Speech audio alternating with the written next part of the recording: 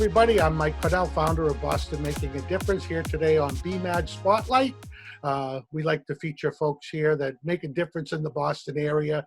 And during this time of a pandemic, no better medicine than humor. And one of the funniest guys I know is a Quincy legend. His name is Brian Buckley, former civil servant from Quincy and basketball coach and aficionado, just a legend in the park and recreation for the kids in Quincy. I always enjoyed rec days back then as a kid. And I'm going to introduce, everyone knows him as Buck. Buck, how you doing? Good to see you, Mike. Thanks a lot for setting this up. Well, happy to have you here. Hey, Buck, just tell us a little bit about your history so people can understand who we're talking to. Well, you mentioned Quincy Rec, Mike. I grew up in Quincy, and in high school I went to Archbishop Williams. A couple of my brothers went to Quincy High, but I went to Archbishop Williams. But I worked for the Quincy Rec Department in the summers and continued to work for the Rec Department on a part-time basis, summers and in the winter rec as well, and in the gyms and clinics and doing a lot of work with the young kids in a number of different ways. But Quincy Recreation was with me for 45 years before I retired. I was working that part-time straight through while I was doing my other jobs. I think that's where I learned to have fun, basically, with kids and adults as well. Well, I remember, as a kid, I'm a few years younger. I know I'm 29, so that might be just a couple of years younger than you. But I can remember, basketball recreation at Central, and you'd be there with your partner in crime, Dan Coughlin, who was my dad's boss and best friend, and those were fun days. Yeah, Dan Coughlin was a great guy, and I learned so much from guys like Dan Coughlin that were older that I looked up to. That's something that I've always appreciated and respected, was guys like Dan Coughlin, and I learned a lot from him. John Gillis, who was the city clerk in Quincy, I learned a lot from him. George Page, who worked in the park department and alongside my dad in the rec department. And I looked up to those guys. Sam Neely, who manager, good friends of our family. I looked up to guys like that because they were successful and they had a good way with people. I think that's where I learned quite a bit from folks like Dan Coughlin and my dad and others. The key, I think, for being involved in Quincy. I live in Falmouth now. I've moved out of Falmouth. It feels like I've gone to a foreign country. I'm only 60 miles away, but it's just a big, big difference when you're in one community your entire lifetime, and then you make the move. You can really you miss some of the things you took for granted in Quincy, and it was a good city to be involved in. For quite a while. I ended up. I started out as a teacher and a coach. I always wanted to be a coach. My dad was a coach, and I looked up to him, and I wanted to do that and be involved. At a young age, I was a senior at Boston State College, and I became the junior varsity basketball coach at BC High while I was at Boston State. As a senior, I was coaching the JV team, so I was involved at a very young age. And it was only a few years later, I think in 78 or 79, I became the basketball coach at Quincy Junior College. So I took a different route than most people do. I never coached high school basketball until later in my career in the 90s when I became the basketball coach at BC High. But after Quincy College, I went to Curry College and coached there. And we had a nice run at Curry College too. And I had a number of Quincy kids at both Quincy College and Curry College that I recruited because I knew them from the playgrounds. I knew them from Quincy and North Quincy, BC High, Archbishop Williams. And I was able to get local kids at those schools, and they did a great job. And it was like just a community effort for me. I didn't go into coaching as a profession, but an avocation. Maybe I should have gone in it as a professional. I see what guys are making now, but I went in there just to help kids and try to make the coaching enjoyable for people. We tried to win. We always did our best, and we had a lot of competitive teams. But I think most of the players will say they enjoyed the experience, and I think that's what you try to do. You try to give them some help along the way and hope that they appreciate your efforts. But you're really trying to make them smile and have fun. It's a game, and I think we get caught up in sports, especially because of, especially in this area, being in the Boston area. It's so many good sports teams. We kind of lose track that it's not professional sports at a young level. So what I'm trying to say is I kind of took my experiences in recreation and try to make it fun, and then I carry that to the college level. And eventually, I ended up coaching at PC High after I left Curry College, and I went to Archbishop Williams. And my first time I coached the women at Archbishop Williams, and people said, "What's the difference between coaching girls basketball and coaching boys basketball?" I said, "I coach basketball." It really didn't see much difference. There was certainly a lot of fun, and I enjoyed that. But I became the athletic director at North Quincy High School while I was at Archbishop Williams, so I really couldn't continue coaching at Archbishop Williams. And I was the AD at North Quincy High for 3 years, and then I moved on from there, and I got back into coaching a former player of mine at Archbishop Williams. Her name was Caitlin St. George at the time. She's married now, has 3 or 4 kids, and she was one of my captains at Archbishop Williams, but she taught at Situate High School. And I had been out a few years now out of coaching, and she said, "Coach, would you ever consider coming down to Situate High and coaching the girls? They have an opening here." I said, "So sure." I applied for it. I got the job, and that's where I really finished up my career at Situate High School. We had a great run there. Caitlin was my assistant coach at Situate for most of the time. She ended up becoming a head coach herself at Canton High School. So it's just great, at that level that people will reach out to you because they had a good experience. And that's what I like to, try to do when I'm working with young people, especially. Now tell me, you're a great sports fan. What are you doing during this pandemic to get by? I know I'm going crazy to having no Celtics. I've watched the 1986 Celtics win the championship 1986 times, I think, because it's on. Whenever it's on, I click it on. But I wish they could show some older footage of the 1960s Celtics with Russell and Cousy and that group, or some of the older Red Sox teams that maybe weren't as good. The Red Sox team of 1967. But I know they don't have the footage, and it probably wouldn't be as enjoyable for the average viewer. But I think there's enough people out there who would like to see some of those older things. And even if you're a younger person and you have no idea who Eddie Brissou is or Frank Malzone, I think it would be fun for people. I'm surprised that they haven't gone that further back. They're just basically showing you the highlight shows that we've been watching for the last 20 years anyway. And Right. I think great if they could go further back. I follow your posts on Facebook, and you've always got some humorous pictures to post or sports lists to argue about, and who's the best at this and who's the best at that. And I know you put Tom Brady as the #1 athlete. I don't think too many people around here would argue with that. I always go with Bill Russell because to me he's the greatest winner in any sports in history.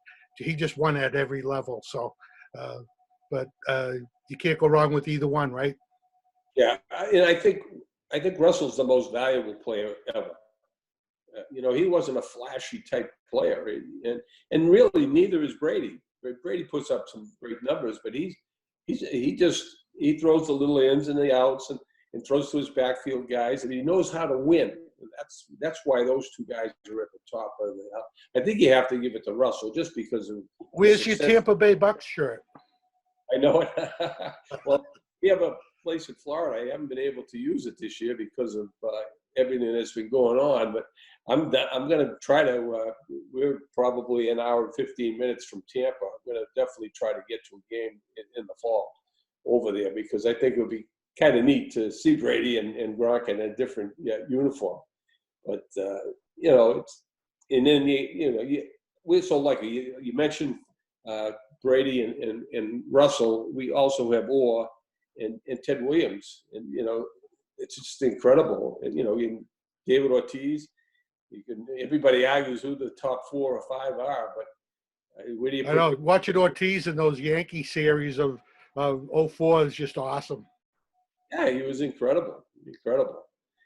It's funny. I met David Ortiz. My wife and I were coming back with other friends of ours, and we were in the airport in Puerto Rico, coming back from the Dominican Republic. And as unloading the plane that we're going to take to Boston, it flew from Boston to us, and then we're going to take it back to Boston, and then the folks on that flight would be going to the Dominican Republic on another plane. So right behind us, I heard I said, that person sounds familiar, to my wife. I turned around, and it's David Ortiz. I went over and started talking to him, and I waved to my wife. She came over. We got a great picture together. And no sooner did my wife go to take a picture than everybody came. Nobody really recognized him until the fact that I was standing with him taking a picture of him. But he was. Well, they recognized you, Buck, and they said, "Who's that guy with Buckley?" Well, you know how that started, Dave. We were way back. That's a great segue. Tell us a history of all these celebrity photos, because they're awesome. It really became bigger than I ever figured it would happen. We were in college, a bunch of us from Boston State College. Donnie Smith, a close friend of mine who I still golf with on a regular basis. He was with us, and some other guys from Boston State. We're gonna take a weekend down to New York City and enjoy it down there and drink legally, because the drinking age was 18 at the time, and none of us were 21 yet. So we went to New York City, and we were staying at the Madison, I think it was the Hotel Madison, which was right across the street from Madison Square Garden. So who's staying in the hotel that time but the Chicago Blackhawks? They're in the same hotel as us. So we're walking through the lobby, and there's Lou Angotti and Phil Esposito's brother, Tony Esposito, and then comes in with the Golden Jet, Bobby Howell. It was like, and he was bigger than Lifetime back then, to us guys. So he came over with us and sat with us for literally over an hour and a half. He was waiting to whatever the team, and he just chatted with us for the whole time. I got a picture with him. Donnie Smith, who I mentioned, took the picture. And so when I get home, I was in the fall, and I was sent out a Christmas card. So I said, I think I'll send out a Christmas card to my father.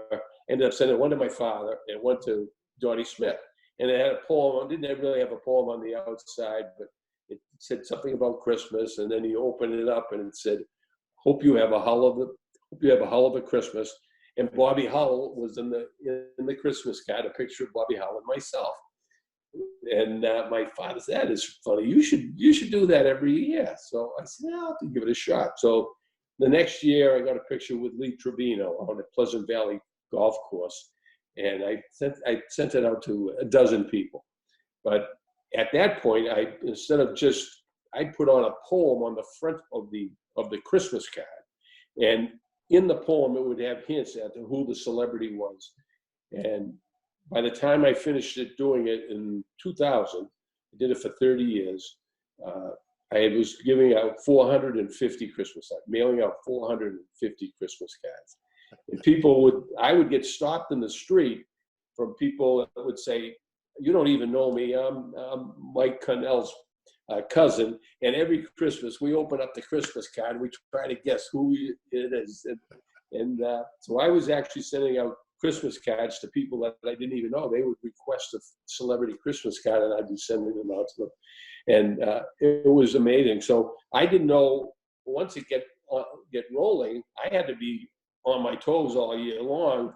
And I always had to have a Kodak Instamatic camera with me in case I did run into a celebrity. A lot of times I'd know that a celebrity was going to be in the area, or if I went away like to a Final Four, I used to go to all the Final Fours. So you were a stalker. Yeah, basically a stalker.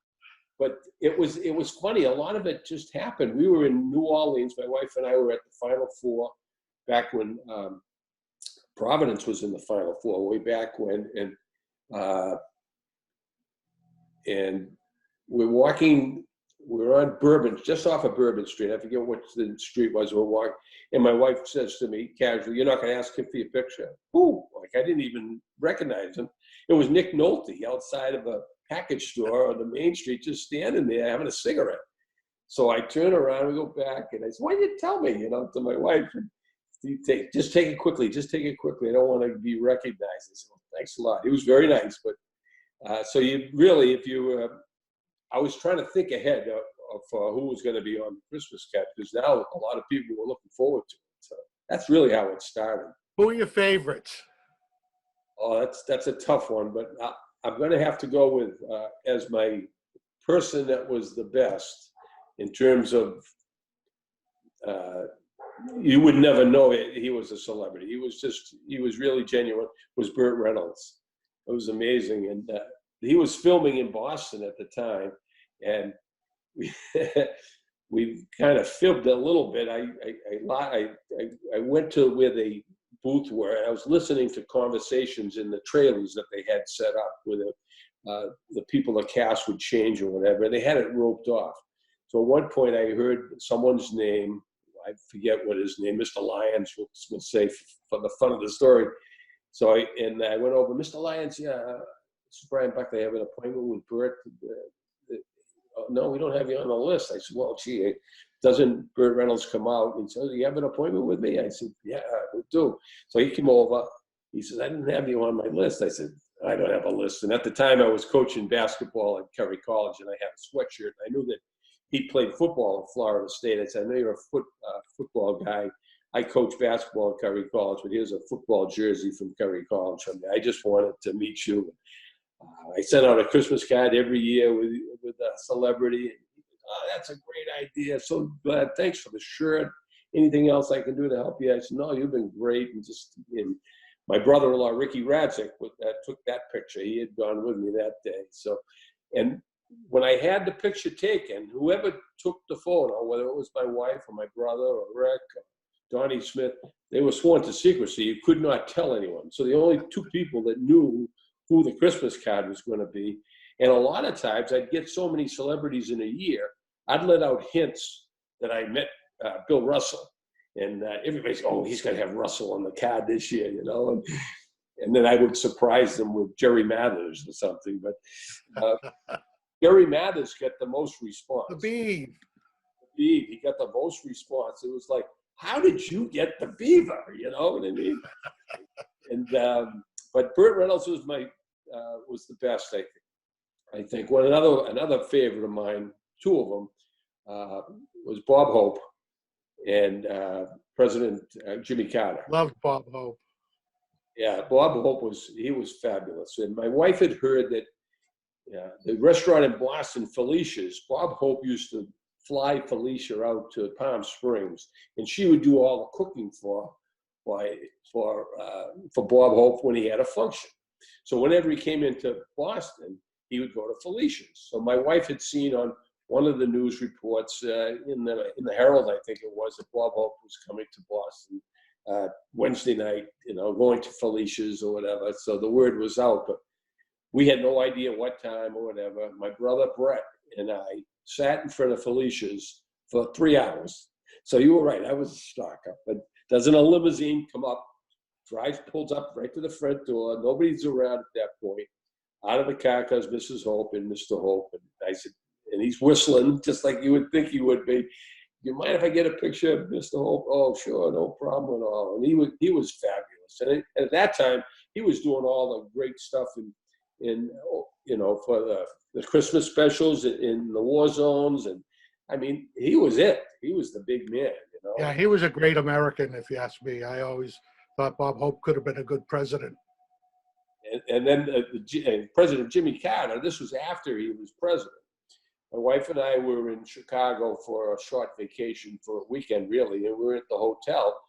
And on the board, President Carter is speaking. Former President Carter is speaking at the World Trade Conference or something. So I said to my wife, it's like 6 o'clock. I said, "Let's go down and we'll get." You aren't getting near him. My wife wouldn't go down there. She wouldn't go down to the lobby even to see if we could see him. So I took my Kodak Instamatic And they had, I don't know how to explain it, but like the ropes that they have in banks that control the line that you walk through. They had that all roped off. It's fancy, like leather roping. And I just walked down and I got inside the ropes, and I'm standing next to a guy in a tuxedo, and I have like a 1990s Nero shirt, collar on. I wasn't certainly not dressed for the occasion, but and it doesn't up the escalator all by himself comes President Jimmy Carter. Nobody with him, no security, nothing. So I just I hand my Instamatic to the guy with the tuxedo. I said, "Do you mind taking a picture of me and the president if he allows us to?" He said, "No problem at all." He comes over. I introduce myself to him. He says, "Sure, I'd be happy to take a picture." I take a picture with him. The guy shakes my hand. He gives me my camera back. Carter goes into the conference. I crawl underneath the rope and head back to and I said to my wife, "I've got Jimmy Carter in the camera." "You don't have Jimmy Carter." So we go to a 1 hour development street down this. Nowadays, everything's on your phone. I did all this stuff before we had it on our phone, So I went. I still had 23 pictures left on the camera. Don't I? And we have it developed. We come back in an hour, and my wife says, "You got Jimmy Carter. That is unbelievable." And everybody says, "How could you get so close to a president?" And it was just the way I told you. That's exactly the way it happened. It was just, I could have pushed him down the escalator. I'm just surprised. I know that he wasn't an acting president, but you would think there would have been more security at that point. Hey, where there's a will, there's a way, right? Right. One of my favorites is the one you have with Rodney Dangerfield. I was always a big Rodney fan. Yeah, I loved Rodney Dangerfield. He was in Boston, the old Wang Center, and we were behind. We went behind after the show. We had gone to the show and we went behind the Wang Center afterwards for the comedians or whoever the talent is. They use the back doors of the place, so we basically waited there until he came out, and he wasn't too happy.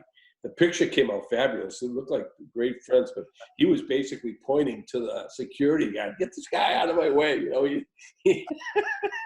Hey, I got no respect at all. This guy's all over me. Is this the guy that was with my wife? Oh, yeah, I'll tell you. That's great. That's great. Hey, Buck, I really do appreciate you taking a few minutes. One question I haven't seen on your posts about sports. I love talking about, different who is best at this and best at that. In your opinion, that you've seen, who is the best Massachusetts high school basketball player just for basketball in Massachusetts? Doesn't matter what they did afterwards, but who you saw play in Massachusetts. Well, it's really, really tough. I'm going to have to say either Ronnie Perry or Dana Barros.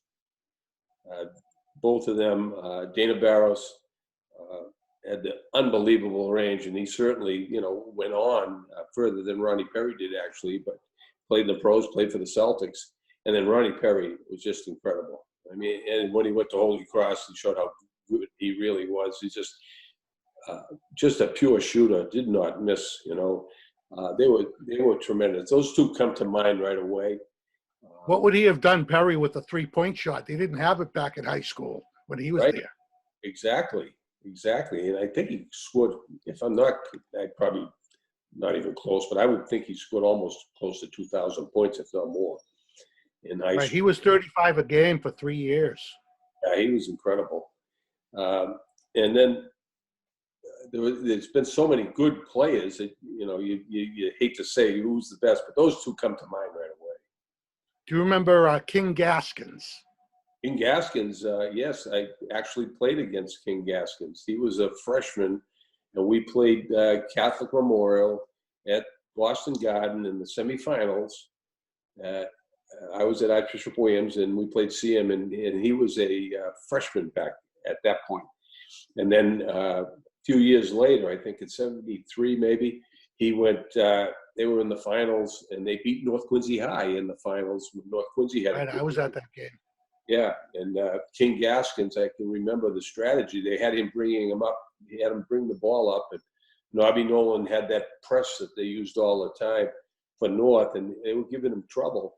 And then in the second half, instead of having Gaskins bring the ball up the court, he had Gaskins all the way down the court, had his big men just reverse the ball around the press. They would make one pass up the court, and there's King Gaskins, and he must have hit 4 in a row to kind of put the game away at that point. But right, I bet Ronnie Perry was a freshman on that team.